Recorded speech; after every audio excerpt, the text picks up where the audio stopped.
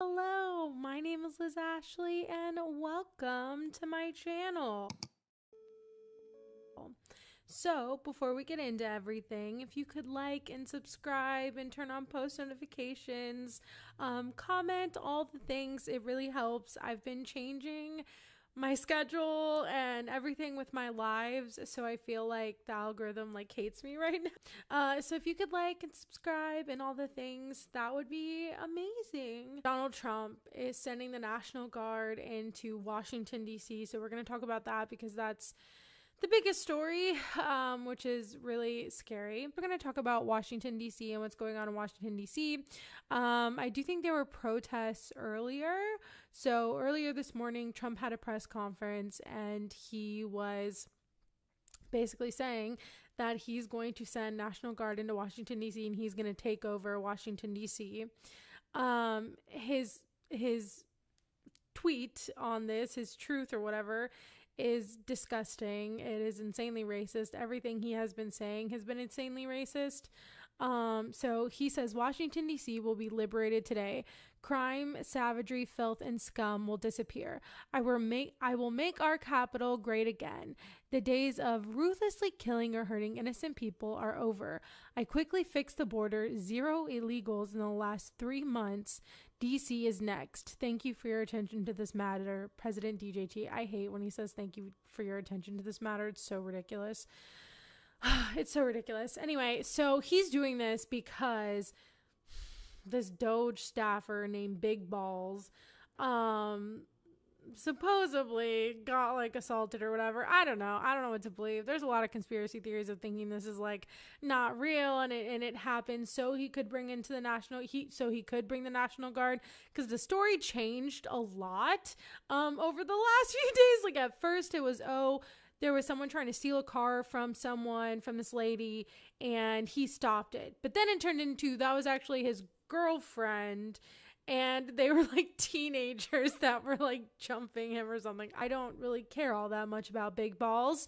So there's that. But because of that, now this is Trump's excuse to be I'm going to take over Washington, D.C. And this is something that I think he's been wanting to do for a very long time. He mentions in his speech that he's going to do it to Chicago and New York and all these other places. So we're going to watch this news story real quick, and then we're going to react to Mike Figueredo of the Humanist Report video on this. But first, I just kind of wanted to watch this news video about it. Let's get into it. All right. One day I'll be good at this. Quote, crime, bloodshed, bedlam, and squalor. How would you respond to this description the president has of the capital city? Racist. I think we have to be rooted in facts, Ryan. The fact is, crime is at its lowest point in 30 years, violent crimes. Yeah, so that's the problem with this narrative is and that's why for so long Republicans and conservatives have been trying to pump up this narrative that that crime is rampant and it's everywhere and it's just destroying cities. And something that I didn't really talk about online because I don't know, when I was in the Nashville airport a couple months ago, there was this couple and they were going to Cabo. And they were getting this plane to Cabo. And of course, I was sitting next to them and I'm going to St. Louis. And so this lady, I'm not in the conversation, I'm on my laptop, I'm minding my business. But this lady next to me, she goes out of nowhere. She just goes, not to me, to her boyfriend. But I was listening. She goes, I wonder which is more dangerous, St. Louis or Mexico. And I felt this rage inside of me because I really don't like how St. Louis gets stereotyped. It very much bothers me, and anyone I will forever stand up for St. Louis. So anyone who comes and wants to say something like that, I get very frustrated. And so I literally look at her and I was like, St. Louis is not that bad. I'm like, it's really not that bad. That's just kind of a stereotype. And she was like, oh, she didn't really know what to say. But I guess there was some other guy across from me that was from the county in St. Louis, from like the county in one of the counties in Missouri, and was like, oh, well, it's crime, blah, blah, blah. And he was like, yeah, well, there is crime, da, da, da. I'm like, okay. I'm like, first of all, crime has been going down in St. Louis for like the last 4 years. And he didn't believe me. And then literally a week later, there was an article that came out in like the St. Louis Post-Dispatch saying that crime had been going down for like the last 4 years. And I was like, I hope that man sees that news article, because I was correct. And I know, because I've been paying attention. And so I get really frustrated because, of course, they were white. And it is a stereotype, and it is racist. It's a racist stereotype. And it's something that conservatives have been trying to do for a very long time, which is stoke up this fear that big cities are a problem, that big cities are crime ridden, and that there's a problem with them, and that we need to essentially take them over to be able to handle it. And which is just like authoritarian. Like, this is just plain simple authoritarian. And so I do think that the rhetoric is very racist. And they came out with like a memo where they were showing all the people that they like arrested over the weekend. They were all black. I think there was like maybe one guy who wasn't. But like, this is what they're doing. He's also saying that he's going to like take the homeless somewhere, that he's going to like remove the homeless. like no more details, no more anything, just like taking them where, we don't know. This is Nazi shit. This is authoritarianism. This is what this is. And so, yeah, I don't know. It's just, it's very racist. It's a racist stereotype. And the reason that they've been trying to go so hard on crime is because they want to do this, and they have been planning to do this. And so this is just a part of the plan. And yeah, I don't know. So yeah, let's keep going. The city on local leadership. Additionally, here's what the new U.S. Attorney for Washington, D.C. said today. I see two... I'm sorry. They should do a trigger warning before they show Janine Pirro's face. Oh my God. Oh, I hate her. I forgot that I forgot this was her job now. Jesus Christ. Okay, well, this makes a lot of sense. Oh my God. Ugh. Being committed by young punks who think that they can get together in gangs and crews and beat the hell out of you or anyone else. No, they beat the hell out of big balls. I mean, okay. They don't care where they are. They can be in DuPont Circle. But they know that we can't touch them. Why? Because the laws are weak. We need to go after the D.C. Council and their absurd laws. So U.S. Attorney Pirro... See, and they keep saying this, but crime has been going down, and it's actually really crazy, because crime has been going down in a lot of major cities. Crime has been going down in St. Louis, like I mentioned. Crime has been going down in Chicago, and that was one of the cities that Trump mentioned was Chicago. And Mayor Brandon Johnson, who is a wonderful mayor, I follow him, and I know there's a lot of like, there was some. Well, I mean, I don't live in Chicago. I want to, but I know there was some like. There are some people who are not happy with him, or maybe there's some like saying he's not good, and I don't know. But recently he's been doing a lot, because I've been paying attention to what he's doing in Chicago. He's been putting a lot of money into transit. He's been putting a lot of money into transportation and transit and stuff like that. He's been putting a lot of money in like programs for kids, and that's why the violence and like violent crimes have been going down, and they have been going down again in every major city a lot recently. And so when they make this lie and they say, oh, it's because of like all these liberal laws that, oh, crime is just running rampant, but it's not. And the statistics show that it's not. And also, when you invest in things like after school programs and things to deter like younger kids from crime, then that, again, that brings the crime lower. But Trump has been cutting a lot of those programs. And in the big, beautiful bill, they've been cutting a lot of those programs. And so now, so like, what are we, like, so it's like, this is almost on purpose. And I mean, I think it is on purpose. It's on purpose. They want people to feel desperate. They want people to commit crimes or get upset or get angry, because they want to come in and take over. That's what he wants to do. It's authoritarian rule. And we're here. Like we are here. This is where we are. Which is like really frustrating it's like a very weird thing to have to like go about life as like almost normal while all of this is happening. It's very like distressing. And yeah, I don't know. One day I'm sure they'll do studies about how all of us had to like how we're going through this. Yeah, I don't know. And still like paying bills and going to work and stuff and acting like it's normal while going through a literal collapse of society and government. Calling you and your colleagues on the council out there, Councilman White, what's your reaction to this claim that there's a juvenile crime problem that needs to be dealt with in the district? The most important thing is for everybody to understand one crime is one too many, and there should be no victims of crime in D.C. We have more work to do like every other jurisdiction in the nation, but the 700,000 people who call D.C. home, almost all of whom are peaceful, working to make our community better, also watch the television on January 6th. Yeah, that's what a lot of people are saying now. They're like, he called the National Guard in because someone beat up Big Balls, but he couldn't call the National Guard in during January 6th. Okay. My family still thinks Nancy Pelosi could have done it. And every single time I'm like, dude, he is literally the commander in chief. He is the one in charge. Like, I don't understand how this can be more cut and dry. It's kind of insane. But yeah, no, and he didn't. And again, because this is not like, this is about authoritarianism. This is not about crime. Just like his whole immigration stuff. It is not about crime. It is not about criminals. It is about authoritarianism. It is about eugenics. I'm going to stop watching this and we're going to watch. Oh, Big Balls. Yeah. It was two 15-year-olds that, yeah, I know. And that's what I'm saying. Like, I don't know. I could really care less about Big Balls if I'm being completely honest. I probably shouldn't say that, but I don't care. And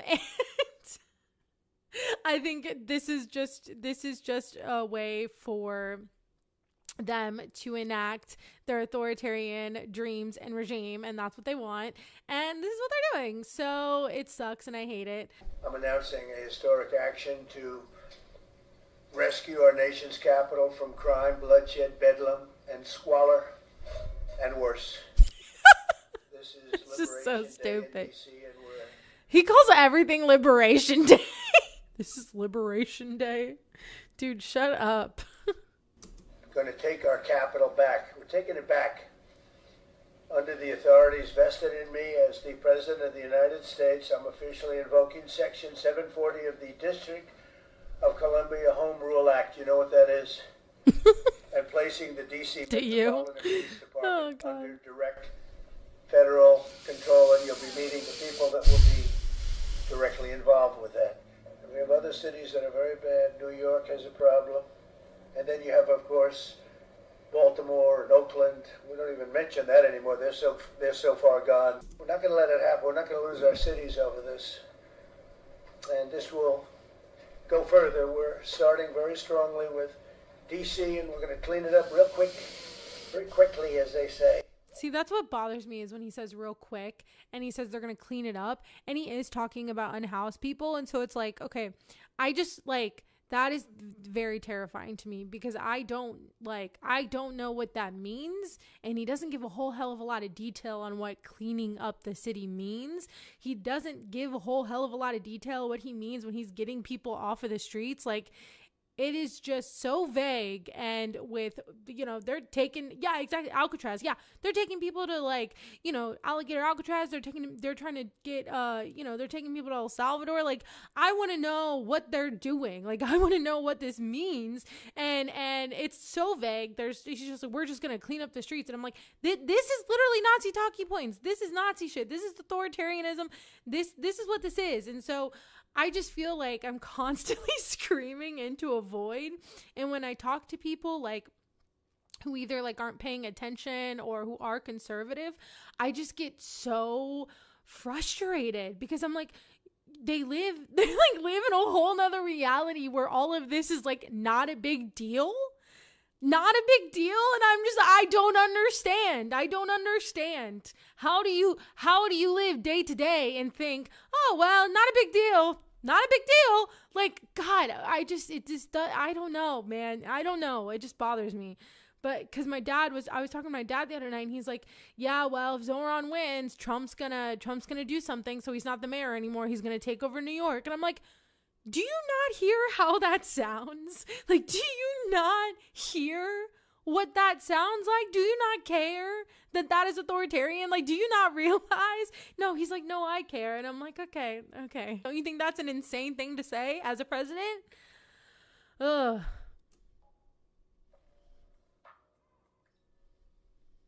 It just keeps getting worse. Yes, it does. Move. Donald Trump, our authoritarian leader, announced that he is taking over D.C. and yeah, subscribe to Mike. I love Mike Figueredo. Subscribe to me too. I'm just kidding. Not really. As you heard him say, this is going to go further. D.C. is seemingly just the start. In fact, he later on implied that Chicago is next, which isn't surprising given what's happened in L.A. Which is really, well, it sucks because I have been seriously considering moving to Chicago because I want to get out of Missouri. I want to get out of a red state. And Chicago is like the closest option for me. But now I'm like, oh, God. In terms of what he's doing in D.C., the Washington Post explains, President Donald Trump said Monday that he is putting the district police under federal control, a move expected to last 30 days, and deploying the D.C. National Guard. Quote, I'm announcing a historic action to rescue our nation's capital. It is historic. Crime, bloodshed, bedlam, and squalor, and worse. This is Liberation Day in D.C., and we're going to take our capital back, Trump told supporters, adding that he is also directing that homeless encampments be... This is crazy. So, like, what are they going to do? Are they, like, so they're just going to put them in jail, and then for how long? And then what are you going to do? Like, and then my other part of this is like, okay, when they're cleaning them up, if they're taking these people, if they're taking these kids, like they got one kid for like hashish or something, and I'm like, what are we doing? What are we doing? But where are they taking them? If they're taking them to jail, if they're doing all this, do they have bail? Is there a hearing? Is there like anything? What is going on? Like, what's going to happen when they just like clear these when they clear out unhoused people? What are they going to do? Where are they going to take them? Are they going to get like dates? Are they going to get court dates? Like, I don't like this. I don't like the vagueness of it. Now, his entire executive order is premised on this idea that crime in D.C. has increased so much that a public emergency declaration is warranted, but that is complete horseshit. Crime in D.C. is down, actually, including violent crime, and MSNBC did a really good job at displaying the actual numbers during his live-filled fear-mongering press conference. D.C., 41 per 100,000, number one. Okay, so this is the best part about all of this, is that on the news networks, when they're covering this, they literally have on the side all of the crime going down. They have everything going down. And so it's really insane. It's like so insane that he keeps giving this lie. And now what they're saying is that there are people quitting in DC, and like the police officers and stuff are quitting, or there's this one guy who quit because they are not reporting correctly like felonies and stuff like that, and they're making it a lesser charge. But I was watching Hassan earlier, and he was like, okay, so but even the lesser charges would still be counted as a crime. So the crime is still going down. Like, that doesn't make sense. And so it's just so stupid. But that's the whole thing now. Like, numbers aren't real. Everything is cooking the books, and just nothing is real. Statistics aren't real. Numbers aren't real. Nothing is real. And that's also scary because that's what authoritarians do. And they want you to think nothing is real. Like, nothing is real. Like, I'll talk to my mom, and she literally, like, I'll be like, no, these are facts. Like, this is like real statistics. And she's like, well, how do you know what's real and what's not? And I'm like, because this, like, because someone studied this, and this is what the number is. And I'm not going to sit here and think I know better because I don't. So yeah, like, there are literal people now who just don't believe anything is real. Don't believe facts are real. Don't believe facts exist. Which is really scary. Very scary. that we can find anywhere in the world. Other cities are pretty bad, but they're not as bad as that. No, they're not. Is that where you want to live? The reporters of the world? Juvenile offenders and crimes against persons, as they say. It's getting worse. Crimes against persons, as they say. So it's so hard to take him seriously, and it sucks because he's doing such horrendous shit, and then it's so hard to take him seriously because he's just such an absurd human being. Like, he's just so weird. He's so weird. He has weird mannerisms. He says weird things, and it's just so hard to take him seriously. They have alternative facts. They do. They do. It's just like, oh my God. Not getting better, it's getting worse. It is getting better. And we had a recent indication. There was a story about a man who was just left. He quit because he was asked to do phony numbers on crime. And we're going to look into that. I think Pam is going to be looking into that. But he was asked by the city, I guess, that we don't want to show the real numbers. Let me do numbers so it looks like it's going down. Not going down. They are going down. Well, no, they are going down. And so it's so stupid. Yeah, they'll believe Photoshop 2's on literally they will. Like, it's kind of insane what people will believe. Like, it takes me, it like honestly takes me off guard sometimes when I talk to like people who are conservative, because I'm like, wait, so you believe that, but you don't believe like, okay, the cloud seeding thing. I talked to my mom about that the other day. So, like, I just don't get how people can believe in cloud seeding and that how this is causing all this shit, and yet you can't believe in climate change. like to me, that is just so, like, I don't understand. Like, I don't get it. It doesn't make any sense to me. And it's like really ridiculous because I'm like, how? I'm like, you are just, it's like people who want to come up with any reason to tell you that capitalism is working and it's good. It's like people who don't believe in climate change will literally like mend their brains, just like do circles trying to figure out how to get around climate change, to like come up with anything other than climate change is the problem. And it's just like, God, it's like mind-boggling. I don't get it. Cloud seeding is true. They can't do tornadoes. Yeah, no, I know cloud seeding is true, but I just mean like they think that like it's causing all of these like big disasters, and it's not. And I think it's wild that a lot of people think that that is what's causing all these natural disasters, and it's not. And so I just don't like, it's like very strange to me. Yeah, I don't know, but I feel like that's, it's, I mean, I feel like it's the same with the crime thing too. Like, excuse me. But we can't raise the temperature. Exactly. And it's just come up with any excuse not to blame global warming, just like everyone will come up with any excuse not to blame capitalism for our issues. They'll come up with any excuse to say that the crime is going up and not down, even though it is going down, and it has been going down, and it's been consistently going down. And nobody wants to listen because no one in this country wants to listen, because everyone just thinks big cities are just like these like war-torn areas, and they are not. Okay, I have gone to New York alone by myself, and I was safe and it was fine. I never felt scared. It was one of the best times of my life. I didn't tell anybody I was going. I kind of just went. I told no one. That was on purpose.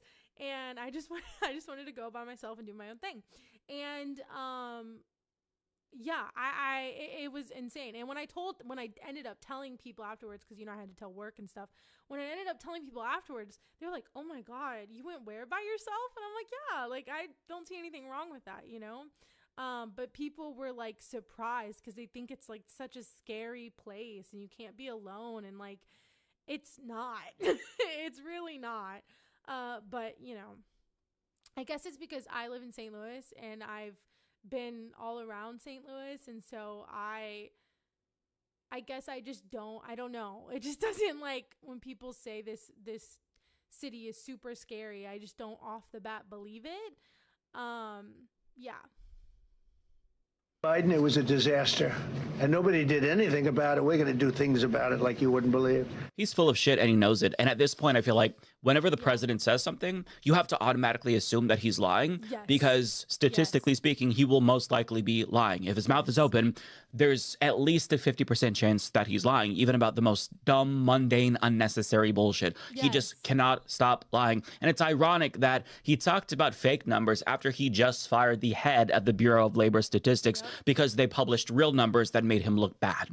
In reality, he was looking for any excuse to flex his muscle, and he found one excuse after one of Elon Musk's proteges, Big Balls, remember him? He got his ass beat by children during an attempted carjacking, and because of this, Trump is saying, that's my in, that's my opportunity to use the military to take over DC. So if you're and I was talking to my dad yesterday, and I was like, that this is gonna keep happening, and if he does, if Zoran does win, and if he does try to do something to like take over New York after that happens, I think that will be the straw that breaks the camel's back. Honestly, I think that this shit is a powder keg about to explode.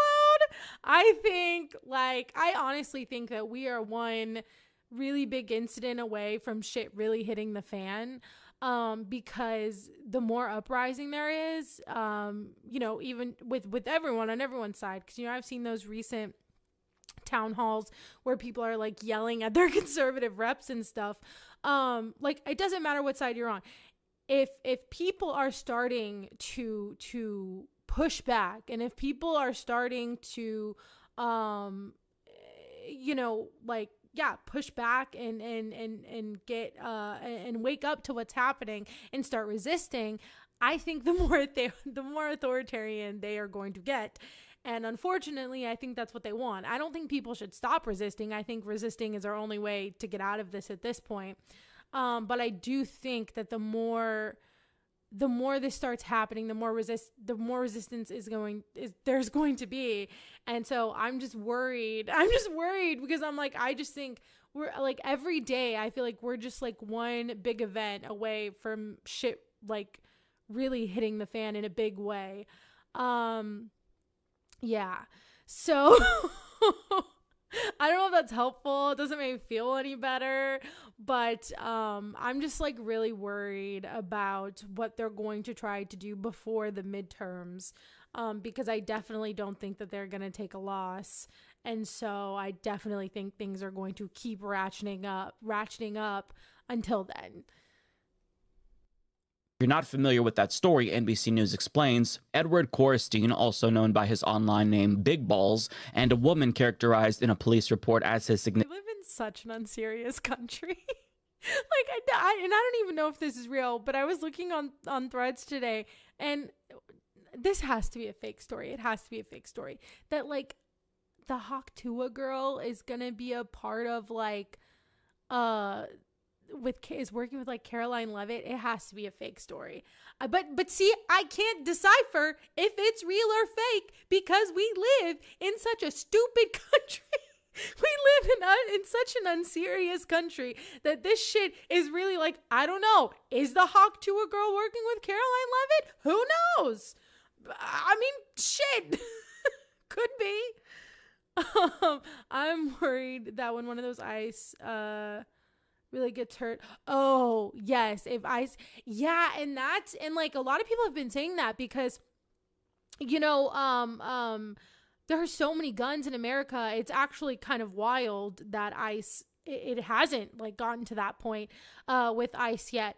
But yeah, no, I agree. I think if an ICE officer gets really hurt and something happens that's like really bad, the crackdown is gonna be insane. I agree. I think, yeah, I agree. I definitely agree. I think that is not going to be a good day. And I think it's bound to happen at some point. And I definitely think that's not going to be a good day at all. significant other were victims of an unarmed attempted carjacking early Sunday. Washington Metropolitan Police on Tuesday announced the arrests of two 15-year-old suspects from Maryland. The report added that police officers saw about 10 juveniles surrounding the car and assaulting Corstein, which prompted the officers to get out of their vehicle and all but two of the juveniles whom police arrested to flee.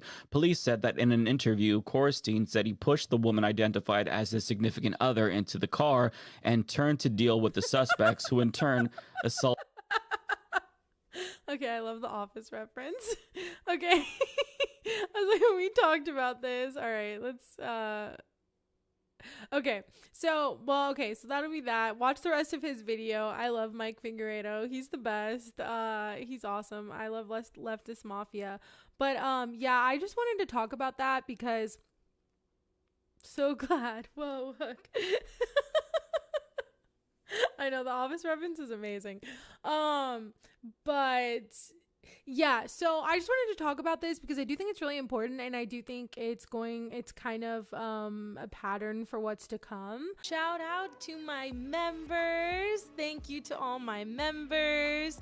We have Troy Roberto and Queen of Daydreams. Thank you so much for supporting me. It means the world to me, honestly. And if you want to get a shout out, please join my membership and support my channel. Bye.